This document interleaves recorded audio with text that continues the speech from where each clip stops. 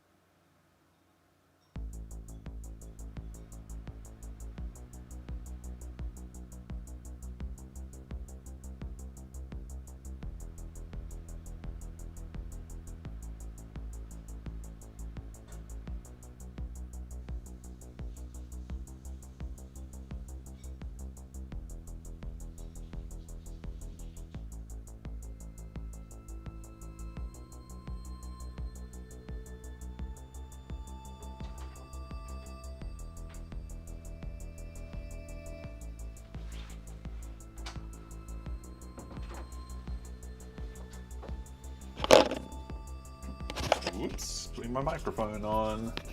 Trying not to make a huge mess of things. Let's get my Teams channel open.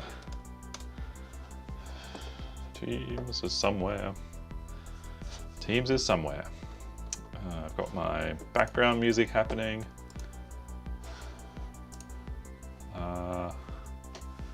Don't have my remote control thing, but I will in a minute.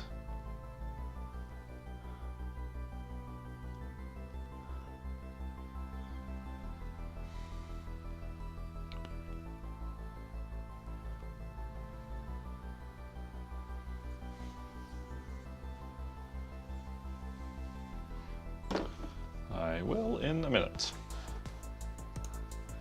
Hey folks, we're going to start this lecture in a minute. Just starting the recording for everybody. And I'm going to make that full screen. I'm going to open the discourse so it's ready.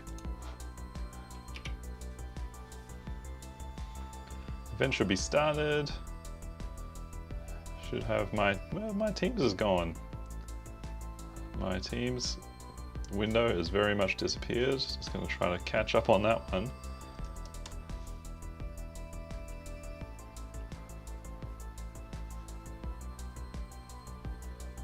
Whoops.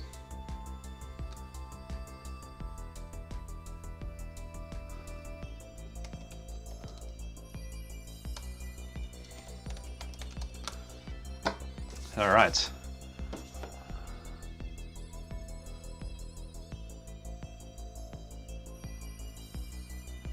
Oh no, wrong server there. Whoop.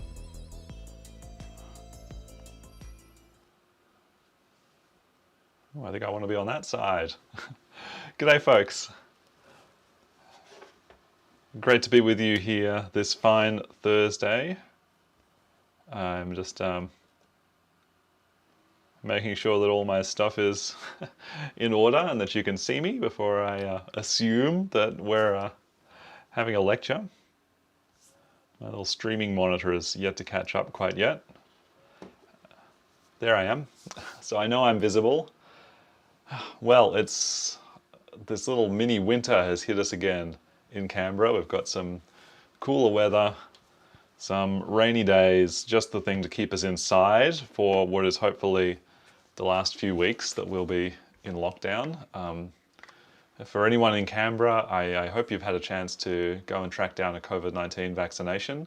I know there are lots available, and certainly encourage anyone who has not found a vaccination yet to get up and try to find one. If you have a booking in the future, apparently there are lots of new bookings coming available, so you might be able to find one quicker because life will be opening up soon, and I really hope that everyone in the ANU community is going to be well protected at the time that that happens. I see that there's some people talking to me. Yep, I'm waiting for my chance to have my second vaccination. I had my first one at the start of lockdown and had to wait 8 weeks for the second one, so that will be pretty soon. Anyway, that's just a little bit of breaking the fourth wall, isn't it? Here we are in week 8, and earlier in the week we were talking about the idea of a storyboard, of a way of designing an experience through time. And now we're going to talk again about experiences through time, another approach to interactive trajectories. And this approach is based around the concept of a hook. A hook to hook a viewer in, to appeal to someone, to grab their attention, take their attention, and in some way make them interact, make them appreciate something. Why am I talking about hooks this week? Well, the hook as a way of capturing attention and capturing interaction is a very typical way of designing an advertisement. And for your third assignment, you have to design an ad in P5, an interactive ad. I know that there have been some questions coming to me about what should be interactive about an ad, what that should look like. I've been discussing that with folks on the discourse, and if you're still unsure about it and still don't have a clear idea about what you want to do, please jump onto the forum and talk to us about it. We'll just go to I don't have an admin slide today, so I'm just going to tell you to go to the discourse forum, discuss, ask your questions, discuss it. I want to just drop a note here that it is a long weekend coming up for us in Canberra. That means Saturday, Sunday, and Monday will all be free days. That means that if you are asking a question on the forum on Sunday night, it's not a time when you can expect to get a response from any of myself or the tutorial staff. We will essentially be on holiday and out of touch.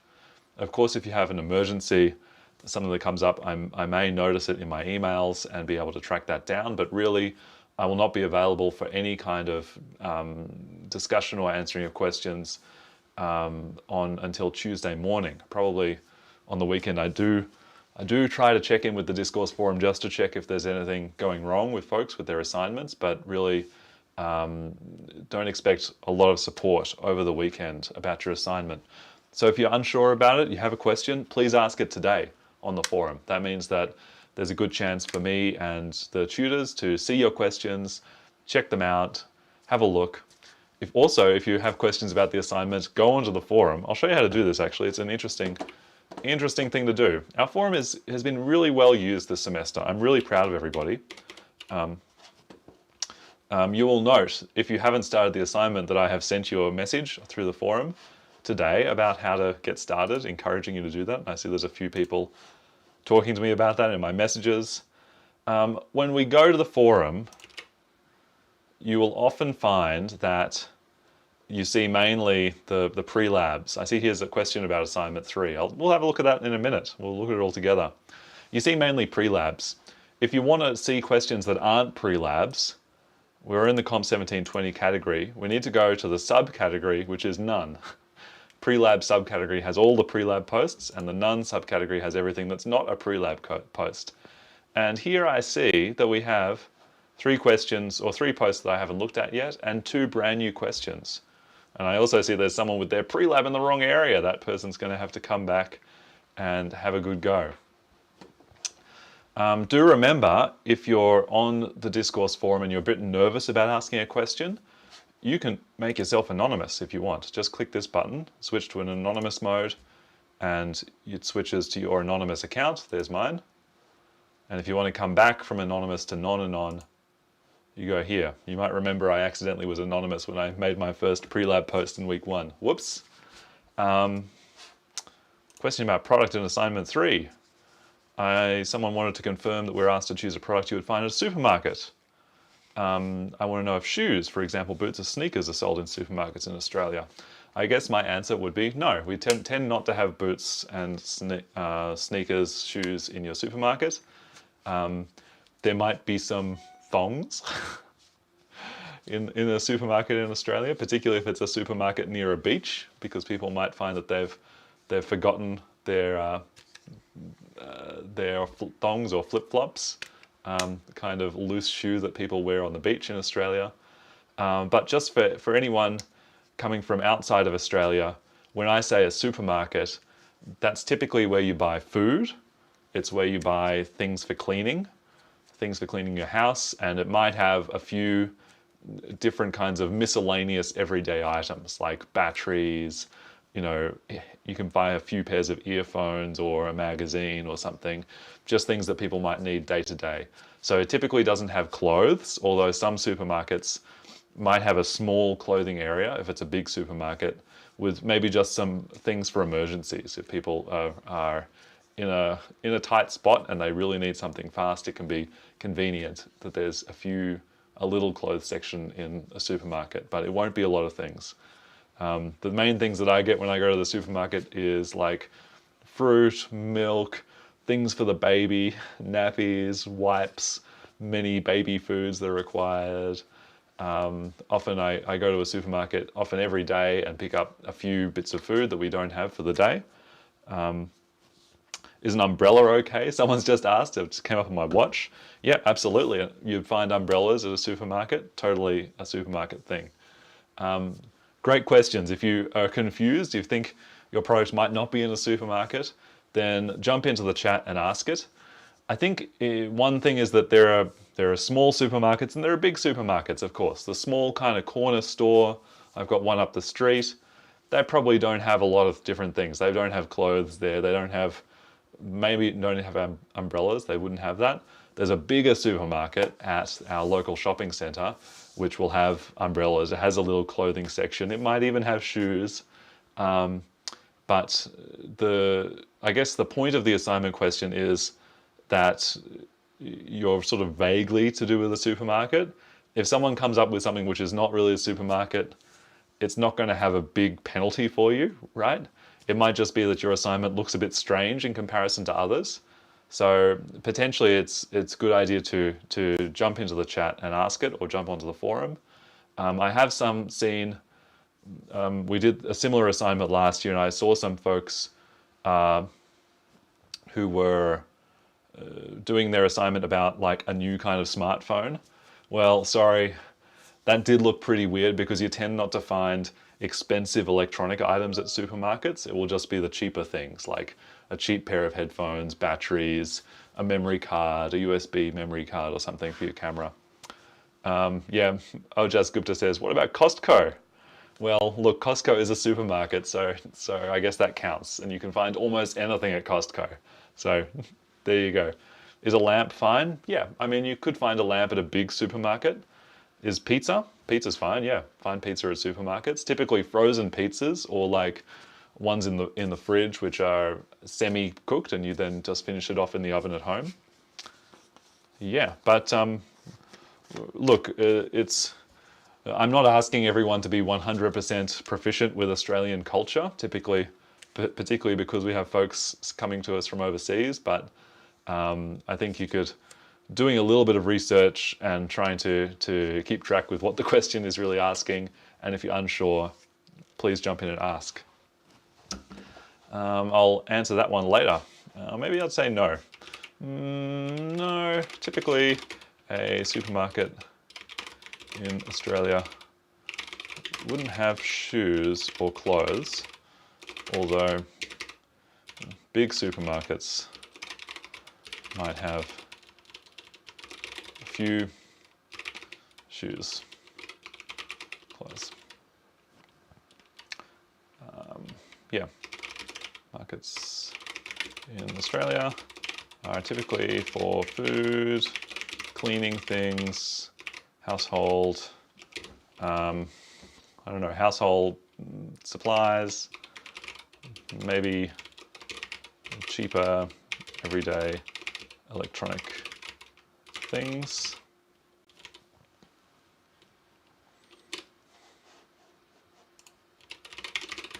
Batteries, memory cards.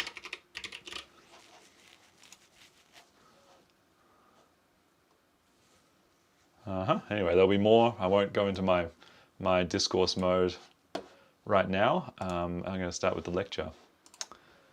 Yeah, do use the forum. People have been asking great questions, and I'd like to see more of them. Today's thing, art theory, hooks. What is a hook?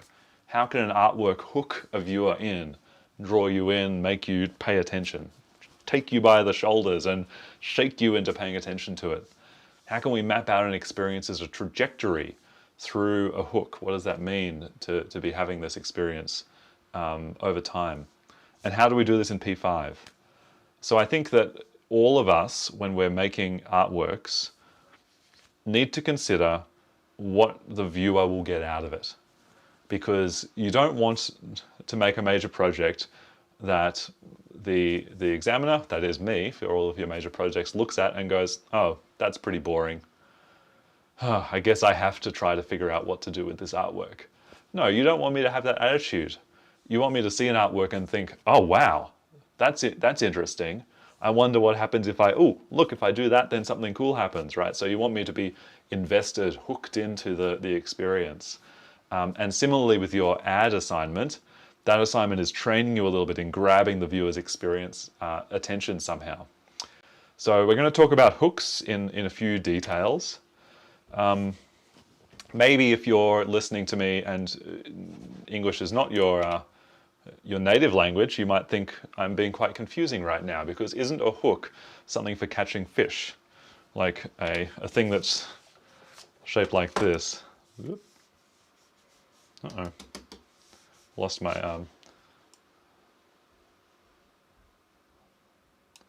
like that, and I have a little loop. Well, that's one kind of a hook, but we've got this metaphorical use of the word hook, which means that you're not only catching a fish with a hook in its mouth, but you're catching a person by some other method, right? An idea that hooks them or a picture that hooks them. You can use this idea in music. Part of a song can be the hook, like a catchy melody that might appear at the start of a song, and that sticks in people's minds and really reminds them of that song. That's a great way to write a pop song that will be popular, is to have a great hook which people remember. And it can also be part of an artwork, because the part of the artwork which really catches your eye or catches your attention could be some way of hooking people in. And one kind of artwork which often uses a hook and uses it really effectively and really in a bit of an evil way is the art of advertising. And advertising, of course, is about creating usually graphic images, graphics that are used for a purpose. So it's of course, it's a kind of art which is for a purpose. It's people do this for pay. It's their job to make advertising, making it either videos or text or images or sounds. But it's also artistic work. It's creative work, creating something that doesn't exist before. So the question is, how can this be part of an interactive system? And we will talk a bit about this as we go. And another question is this evil? And we'll think about this throughout this lecture. So how do we get hooked? Here's a framework of hooking, hooking people. And this framework is by Nir Eyal, who's a quite famous author who's discussed the concept of hooks. I think Nir has a book called Hooked. You can look up Nir's website. I think I've got a link later in the slides, but the concept that Nir Eyal is really examining is how software hooks people, and in particular social media. What does social media do to hook people in? And what do particular apps do to hook people in? And how does that capture our attention? What does that mean to us? What does it mean to society? And what does it mean to the design of these technical things?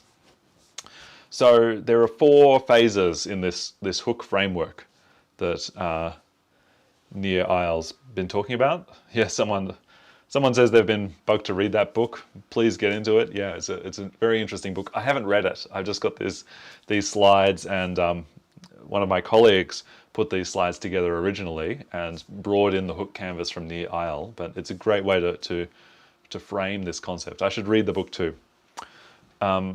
So what are the 4 phases in Nir Eyal's hook canvas or the hook framework? Well, the first one is a trigger. That's something which catches your attention. And it could be an internal thing, something from you want your internal to your mind or your body. You've got a need that you go to seek out something that will then hook you. Or there could be some other external trigger. It could be an advertisement you see, or it could be a ping on your phone or a buzz on your watch that gets you to interact with something. So if we're talking about an app, then if an app is installed on your phone, just like Teams is installed on my computer right then, it goes ping, then that's an external trigger. An internal trigger might be something you haven't installed yet, and you think, oh, I'd really like an app for communicating in a convenient way with my colleagues and students. I'll go download Microsoft Teams. So that's an internal trigger. Moving on to the next thing, once there's some trigger has occurred to get me to pay attention to an app, I might take an action, actually doing something in that app. So the action, in one way of framing this, is the simplest behavior, the smallest possible behavior that could get me some kind of feedback. And in this hook canvas, the feedback is framed as a reward. And that's important because we like rewards, don't we? I like to be rewarded for doing something good, doing something fun. And what is a reward in an interactive system? Well, there's that's the system giving you something back in response to you taking an action. So if, following down the Microsoft Teams analogy, if I heard a ping from a colleague on Teams, went into the chat, and I took an action, that might be to type a comment, then I might get some reward, and maybe the reward is they send an emoji to my comment, which is like a thumbs up, and I get a nice thumb. And I think that's a great reward. I have pleased my colleague, because we like to please people. That can be a reward in itself. So the framing of a reward is something which will be fulfilling, but it's not too fulfilling. It leaves you wanting more, because this framework is a cycle. It leaves you wanting more to get back into it. And then there's a fourth part of this cycle in the hooked framework, called the investment.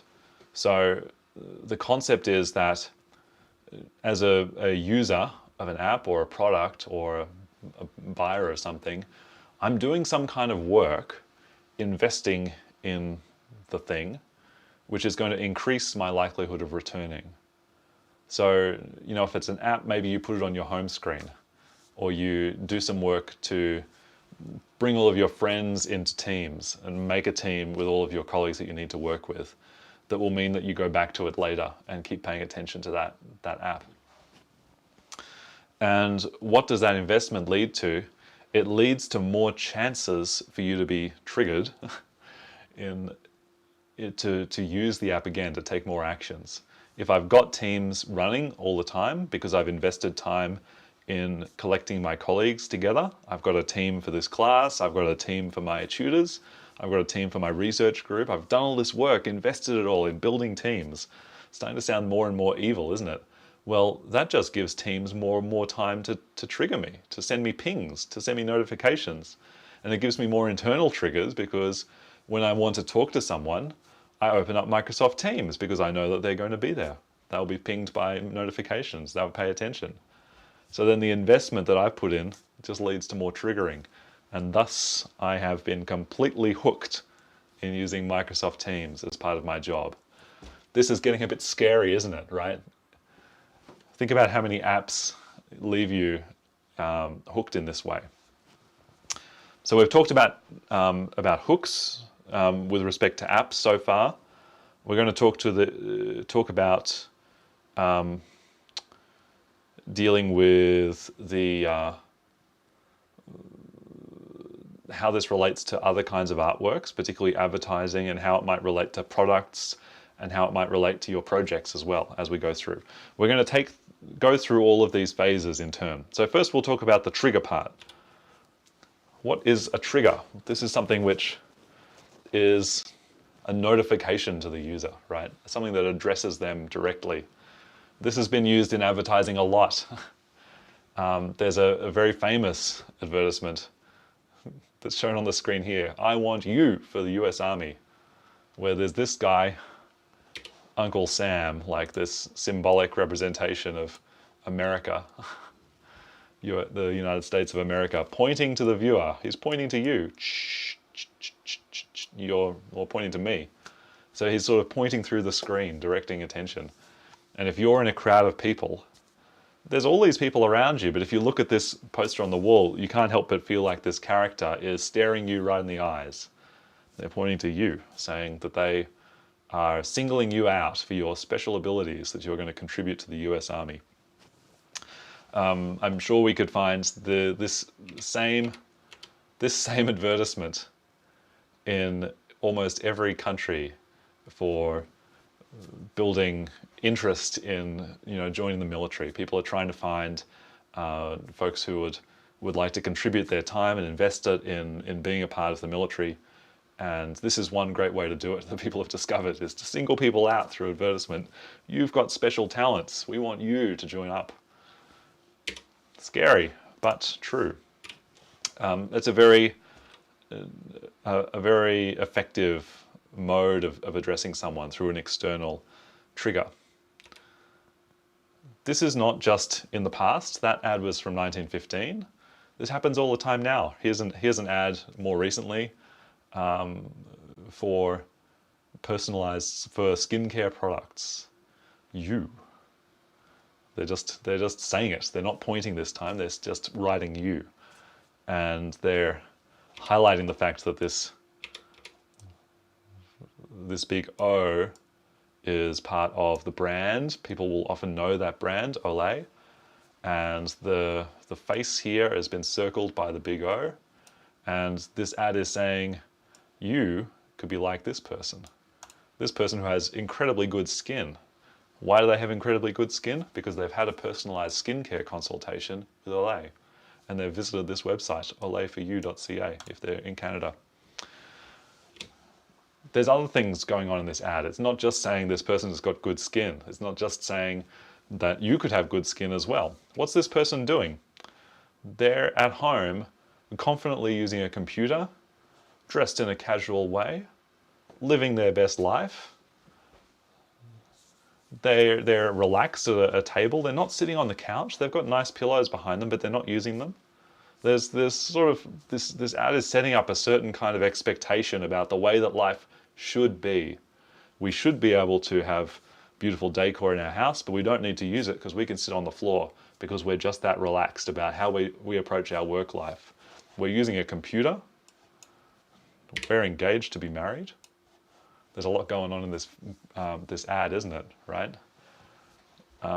It's appealing to certain expectations of you-ness that people might want to do, might want to take part in. So that's its notification to someone. So this trigger again, a trigger is singling someone out in the audience, singling a viewer out and hailing to them. It speaks to them directly in some way. This can happen through advertisements. Different ideas can also speak to people directly. There's a philosopher, Louis Althusser, who referred to this kind of idea speaking directly as interpellation. So it's Appel is like calling someone, and interpellation is ideas calling to people and combining inside their head to be used in everyday life. I'm sure a philosophy student will correct me on correct work of Louis Althusser, but that's the general idea. And think about how many triggers and hails and alerts you have every day in your life. I've had multiple just while I'm giving this lecture, right? I'm supposed to be doing my job and things keep pinging me and ringing on my phone and things happen, right? It's a jungle out there in terms of hails and triggers for demanding your attention, wanting you to be hooked into that cycle. Here's a really important one. This one, it's a very subtle trigger, isn't it? In some ways, because it's not a vibration, it's not a pointing finger, it's just a little red circle. And yet, this little red circle has a way of getting into your mind. When you see a little red circle on your phone, it triggers something inside you. You feel like, well, I've got to deal with that. Red is a color which is very much is very perceptible to humans. It gives you this feeling of danger and something that has to be dealt with. So the fact that there's a red circle, the fact that they've got a little number there can really cause some anxiety. And I'm sure we've had this experience of seeing someone else's device and looking over on their phone screen and seeing like mail, and there'll be a little red circle with like 10,000 unread emails. And you're like, how can you live like that? You've got to deal with this. You've got to be triggered by this. Why are you ignoring it? But this is the power of it. It's triggering you and other people, and it's something which is difficult to avoid. So in your artworks, you tell me, you decide this, how do you hail the viewer? Because you can't assume that a viewer wants to interact. Particularly when I'm walking through my imaginary gallery of student artworks, thinking about what people's achievement has been, trying to work out what people are doing. After a while, it can get a little bit hard to have to search through artworks to find the way to interact. So make sure you appeal to me, hail to me, call out to me in your artwork. Make me know what it is you want me to do. Your job as the artist is to grab attention, particularly in assignment 3. And hopefully you can do that without being too annoying, because as we saw in these previous examples of triggers, some of them are annoying, and they're annoying on purpose because that grabs your attention. But what happens if a trigger is too annoying? People turn it off. If you get too many notifications from an app, you probably delete the app or at least turn off the notifications. So people have learned or designers have learned that there's a certain amount of appealing and triggering that you can get away with, but not too much. Okay, next part of this, the action part. What is the simplest behavior in anticipation of a reward? What action does a viewer take when they've been successfully caught by a trigger? What action do you want the viewer to perform in your artworks? Obviously, in an advertisement, we want people to buy a product. But within an interactive artwork, we want something before that. We want them to interact with the certain part of it that you're expecting them to do. And how do we communicate that to them, and how are they supposed to know what to do? And you can see now, I hope you can see now, that this is quite related to the concept of affordances that we talked about in week 5. That idea of action possibilities, the way that an interactive system has some handles or levers or things that you can operate in some way, and they're clear to the user so that they know what to do, and that is what gets them the reward. So you've got the trigger to bring them in, and then you've got these clear actions for them to take. And if you're designing your interactive advertisement, whatever it is that's interactive about your advertisement, it has to be obvious what the user can do. And very clear so that they can take that action and the hook continues. What about reward? Rewards that are fulfilling yet leave the user wanting more.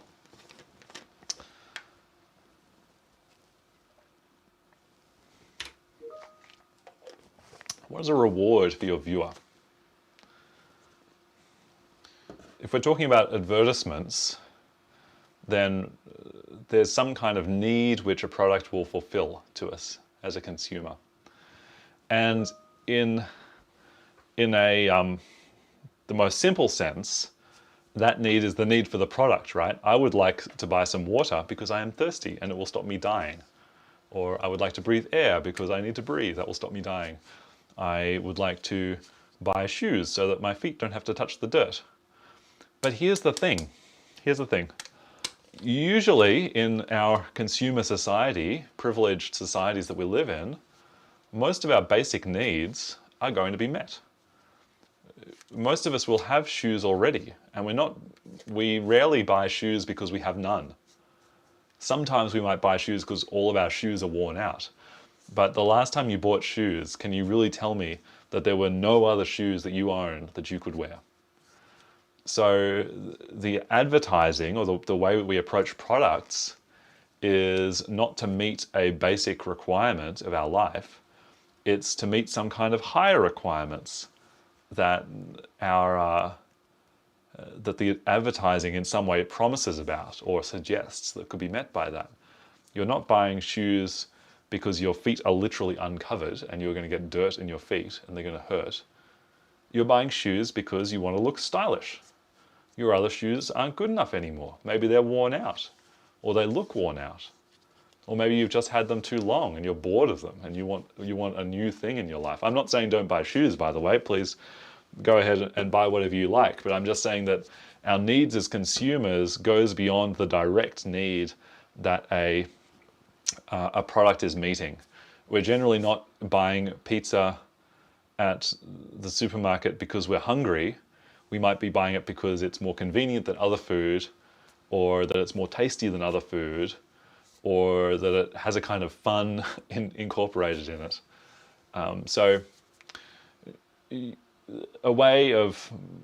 There's ways that psychologists discuss needs. There's a famous psychologist called Maslow who had this hierarchy of needs. You might have seen this pyramid where at the bottom there's like, I need to have shelter, I need to have food, air, water, these basic physiological needs. Then the needs go up the chain. There's ones which are still needs for us, but they're more complex. And there's a few of these complex needs postulated by David McClelland, which are power, achievement, and affiliation. These are more like needs that are right at the top of the pyramid, or near the top. And then another need which has been added by Dan McAdams is the need for intimacy. Certainly a psychological need for all of us to have companionship, friendship in life. So let's have a look at how these are treated in advertisements. These are needs that advertisements promise to meet. Here's an advertisement showing off the need for power. It's a Nike advertisement for something. It's not actually, oh, I see, it is, if it's clear eventually that this does have, there is a need written here, or there is a product actually being advertised here, which would be the Nike Dry Fit Knit Tank, which I guess is this top that the woman's wearing.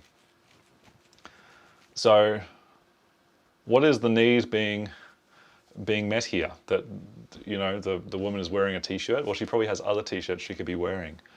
But this need being met is to move more, move better. It's the need for power, to be running in this incredibly dynamic way, in a powerful way, to transcend what your body can normally do and feel superhuman. And that's what this is really selling. It's not just the tank top. It's selling the ability, the powerful ability to run. Look at this woman's leg. That's amazing. How powerful is that? So they're really, and she's obviously breathing really hard, got this kind of breathing look. She's sprinting, got her arm right up.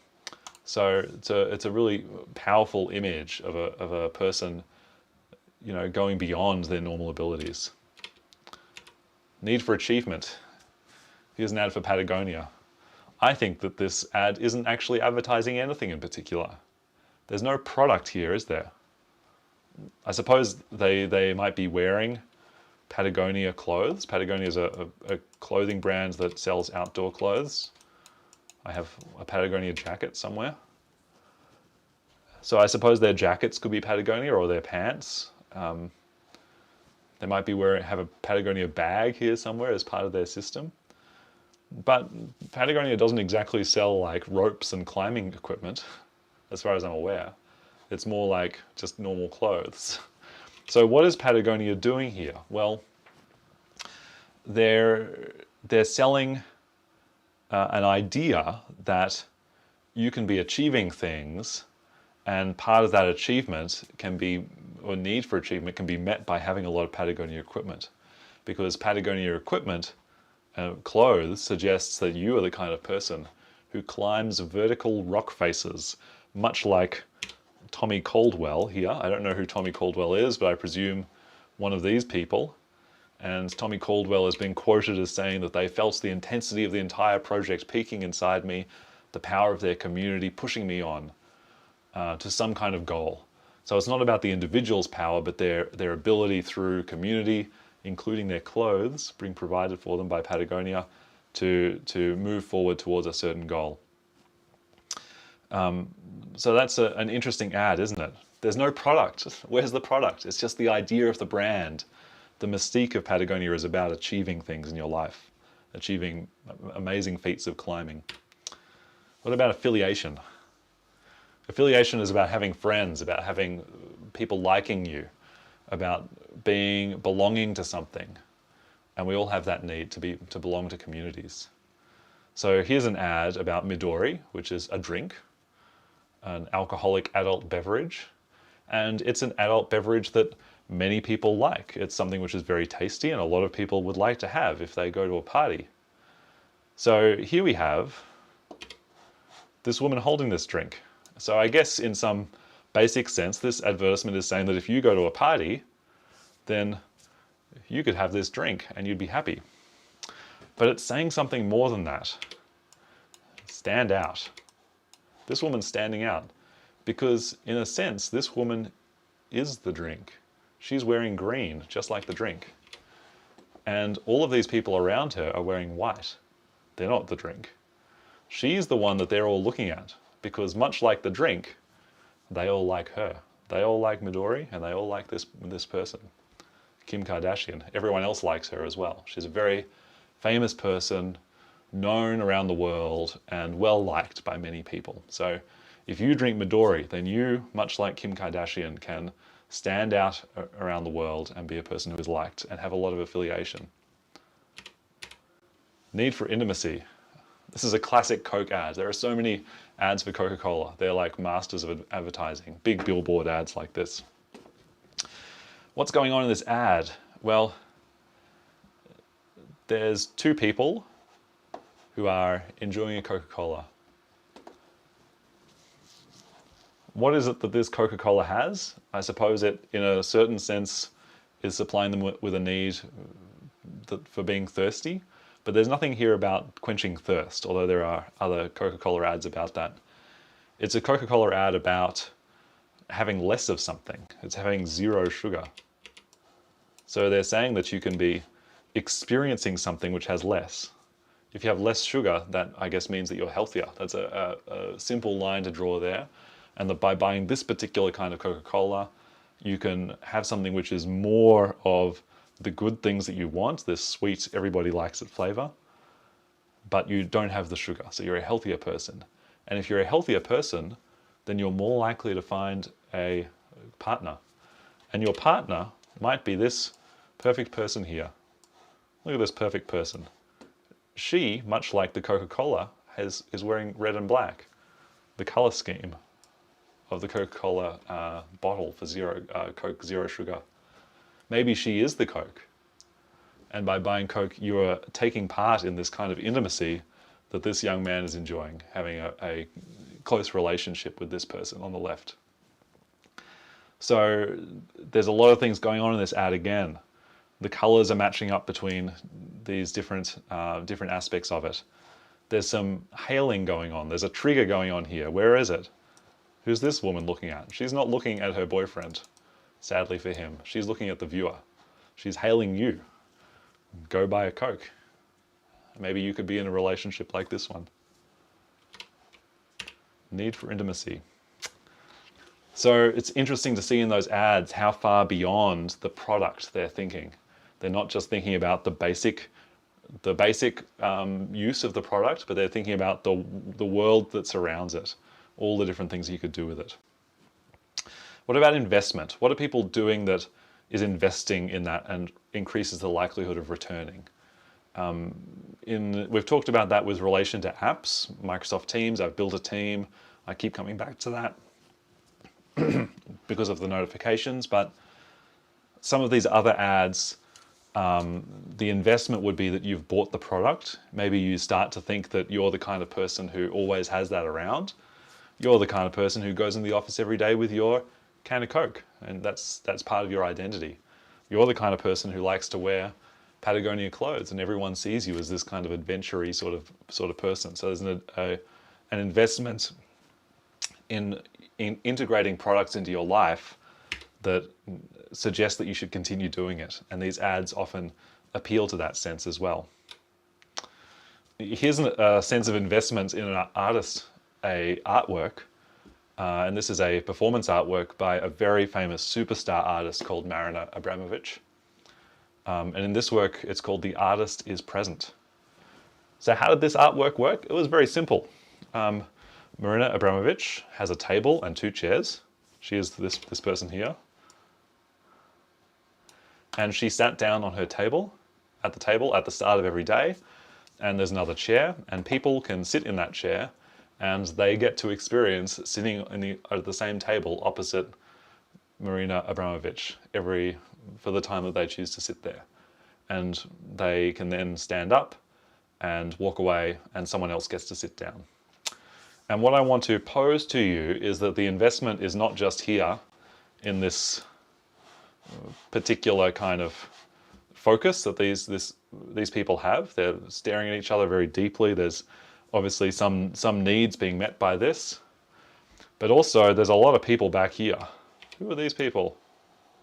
Right? They're the people who are waiting for their turn. Have they been waiting there for a long time? They probably have, because there's no particular reason for this guy to get up. No one's going to say, "Oh, sorry sir, your turn is over. It's someone else's turn now." They might be waiting there for ages, waiting for their go to sit down and experience this thing. You know, there's some fantastic art scene fashions going on. People have obviously dressed up for the occasion to go and have the chance to sit down in front of Marina Abramovich. They're obviously very invested in this experience. They're spending their time focused on being a part of that. What about within an interactive artwork that you might create? Well, I think that the investment that you're asking, that you're getting from a user, which might be me, is how much time I'm spending exploring things. So if you give me rewards, you have actions and triggers built into your artwork that leads me to keep exploring it and looking at it and finding new things to see, then I will invest a lot of time in it. So similarly, you're asking me to invest time in that artwork, in understanding it. So I'll leave you with this little section. The end of this section is, have you been hooked? The answer is probably.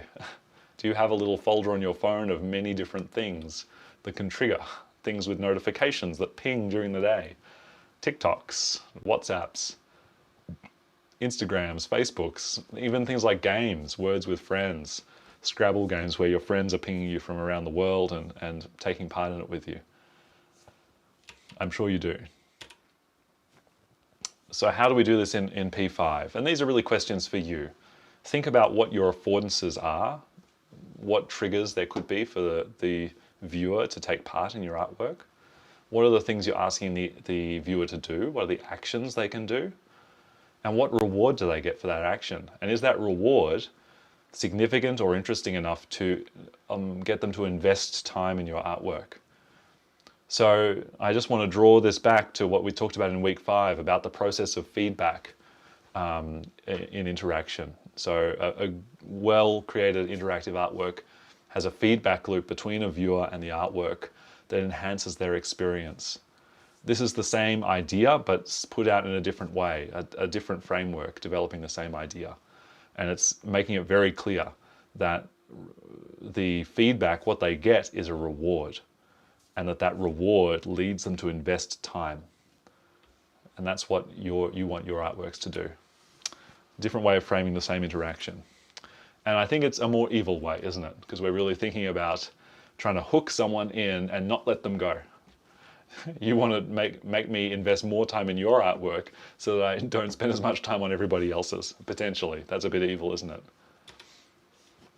Okay, a little different topic to finish up with for the last few minutes of this lecture. We're going to look at some different artworks. And we're going to look at a process which is related to iteration. And I think we talked about iteration on Monday, but there is a way of framing iteration so that it's encoded within an artwork. It's not just that you had one idea, then you replaced it with a different idea, and you went on and on and on, and then you came up with your final idea, which was good. But you might have there might be more formal ways of encoding iteration within artworks. And one way of framing this is using a process of evolution. And I'm using that word to refer to the way that animals, or make a metaphorical reference to the way that animals evolve over a very long period of time. Animals have descendants. Their genetic material is passed on to descendants, but it's changed a little bit each time. Maybe it mutates or it combines with other genetic material. So the descendants of animals and plants are almost the same, but a little bit different. And then over time, a species of biological life can make quite a different change or adapt to a certain circumstance. So that process of evolution has been adapted within computing. And we get what are called evolutionary algorithms or genetic algorithms, where we create a kind of genetic material which is then encoded as computer code, and that genetic material is passed down to descendants. We have a population of individuals who are representations of something, maybe an algorithm or a robot or a design or an artwork. And then over time, the individuals change because we let them mutate over time. So as a first example, we're going to look at friend of the course, Tony Curran's work called Hot Attention Machines, which relates to Hooked as well, relates to attention. This is a piece from 2019, so it's very recent work. So Tony Curran's work is inspired by phones and how they grab our attentions. Tony's a visual artist, and he was inspired by the additive primary colors that are used in our screens and pixels, and particularly by the fact that different kinds of devices and different screens have different pixel patterns. They're not the same. There's one, there's another one, there's a different pixel layout. And so this is artworks that he's come up with following this idea. He developed a project related to applications of the 3 additive primary colors, red, green, and blue, in this really bright, vivid way. And he's had several displays of this artwork. One was running just as we went into lockdown, so some folks might have seen it I think it was at Anchor Gallery in Canberra. But Tony has applied a evolutionary process, kind of a manual evolutionary process with his system. So here's the idea for a genetic algorithm or an evolutionary algorithm. You've got some kind of population, and you might have members of that population who are better or worse. And you might filter out some that are the good ones. These are the ones that really work. So there might be many versions of something, versions of a robot, versions of a design, versions of an artwork. You filter from some criteria which are the good versions. Then you select those elements to iterate on them. And then there's two things you can do. There's combination, so you take two different individuals from a population of things and combine their attributes. Or you take one individual and you mutate it in some way. So it's a random chance to change it. And Tony did this in a manual way in his artwork. So he would create a number of different RGB images, and then he would find one that he really likes this one, and then make a new population based on that idea. So he really liked the way that these shapes were overlaid and the density of it. So he selected that idea, and he made another generation based on similar concepts. Boop, boop, boop, boop. These are different ideas. So that one not so good, that one not so good, but he really liked this one. And then make a third generation. Okay, we've got these two. We're going to combine these two, both good ideas that he liked. Then we get to the third generation, take these and combine them. Fifth generation, we're going to choose this one to be our winner. That's the one we're going to base our art display on, our body of work. So then he has this printing process of creating these artworks with screen prints that allows him to reorder the colors, print some colors over others,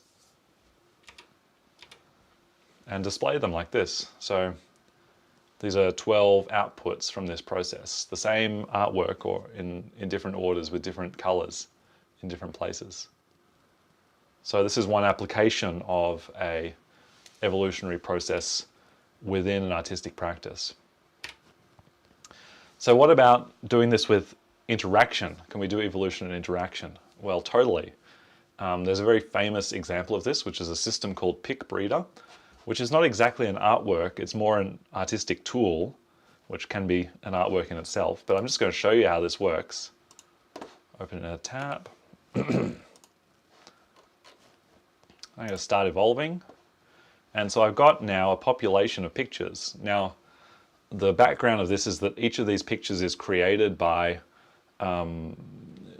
making a kind of mathematical expression using sines and causes, similar to what we've done in P5 for controlling movements over time. But instead of controlling movements over time, they're controlling the brightness of pixels across the screen. So maybe we could do a manual version of this one day in P5, but for now we're just going to look at this and we're going to choose a couple we like. So I think I like that zigzaggy one. I'm just going to like the zigzags. Man, those zigzags really appeal. 1, 2, 3. Oh, I'm going to click that one too. Any other zigzags that I like? There's sort of a zigzag there. Okay, I'm going to mutate based on that population. Now I've got only zigzags, and I can find some more things that I like.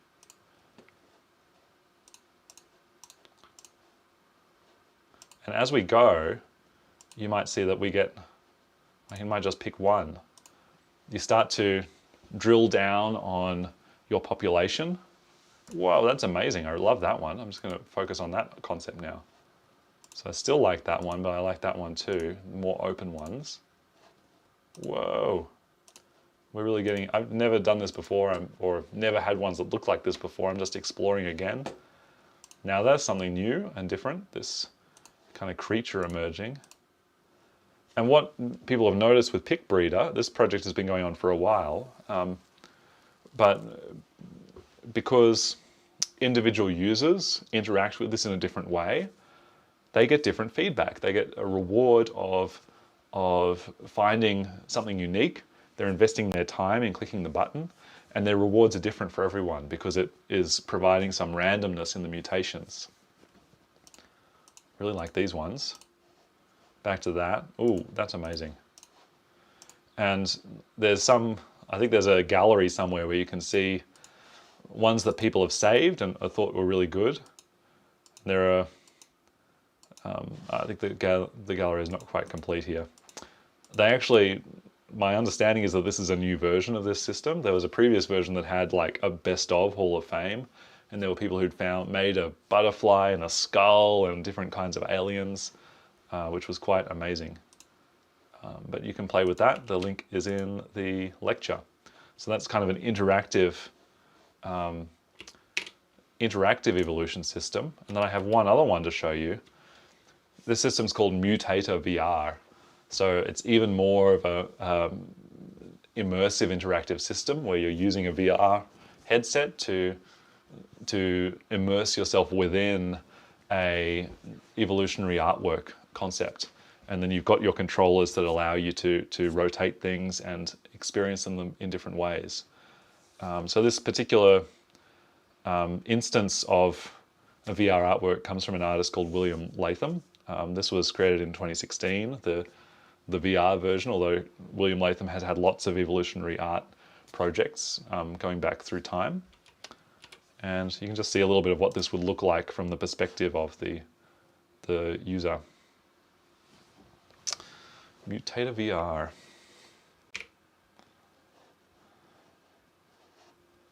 There's someone putting on their helmet. There's William Latham. He's always got interesting clothes. I want to see more of the art. These little creatures that appear in this.